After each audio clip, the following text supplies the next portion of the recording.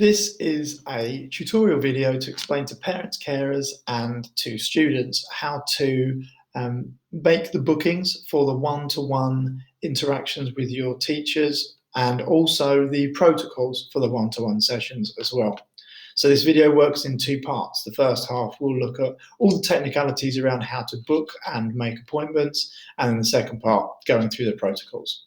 So firstly, where will you see your appointments from?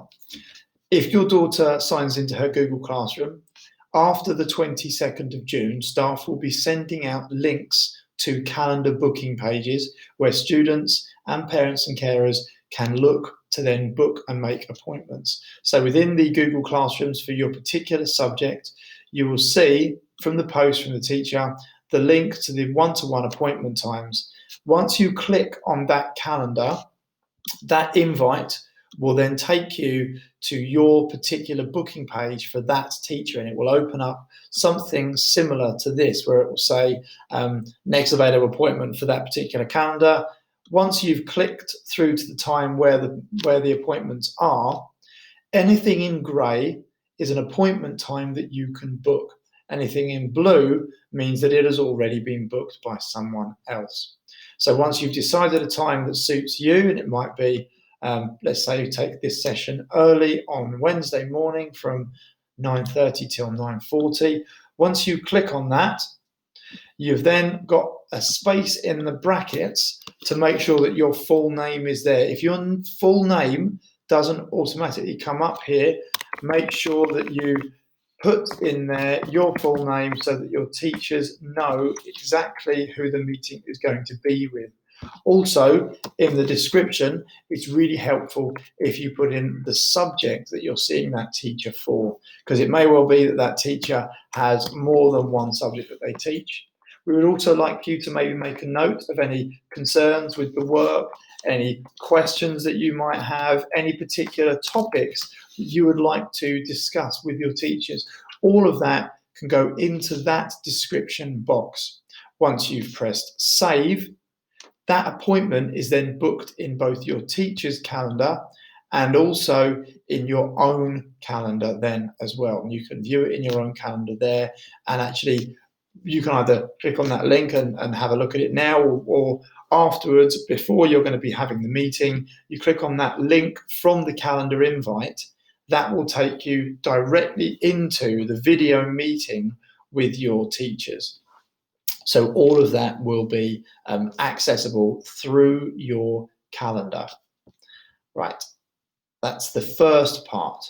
The second part is to go through and to talk about the protocols for the meetings. Firstly, all the meeting times will be saved in your calendars, but because you're going to have a number of different meetings, you'll have one with each of your subject teachers, we strongly recommend that you make a note of all of the different times that you are due to be having meetings. Your teachers will be online and waiting for you in those meetings, so it's very, very important that you make sure that you're there. Making a note of that will help you. Secondly, for the meetings, we are saying as one of the safeguarding protocols that meetings must have an adult present at least at the start of the meeting. Preferably, an adult would be present throughout the entirety of the meeting. Any time that a teacher goes to a meeting or goes to start a meeting and there isn't an adult present, your teachers will end the meetings immediately. Secondly, when booking your appointments, make sure that you do put your full name into the details, as well as any concerns, any topics that you would like to cover, to make sure that the meeting is as productive as possible. The more that you can put some time in preparing for those meetings, the more beneficial that they will be for you. All participants in the meetings must be dressed appropriately. Now, we're not saying you have to wear school uniform, but you must be dressed appropriately. Students should not be sharing private information during the course of the meetings, and any use of a mobile phone is prohibited. No mobile phones should be seen or be being used, and no mobile phones should be used for making any sort of recordings of the meetings either. Students and parents should ask questions and try to be as specific as possible, looking and trying to be really forensic about the work that's needed to try and fill in some of the gaps around the work that you have done over the last couple of months, in order to make sure that over the time that you've got in the summer, that you can be as prepared as possible for when we come back to school. These meetings are designed to help to fill in those gaps, help to give your teachers a much better picture of maybe areas that they need to work on with you, to help you to try and cover some of the material that perhaps has been more complicated for you to do on your own or through the distance learning protocols. Anything which happens during these meetings which is deemed to be inappropriate or offensive can be reported through the safeguard protocols as usual, so contacting your safeguarding team.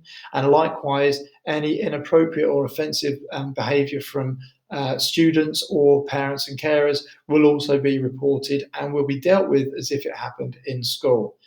The aim is for these meetings to be an opportunity for staff, for students, and for parents to really make the very best of that time in a one-to-one situation, to get the best information they can from the people who know how to help your daughter to progress in the best way, their teachers.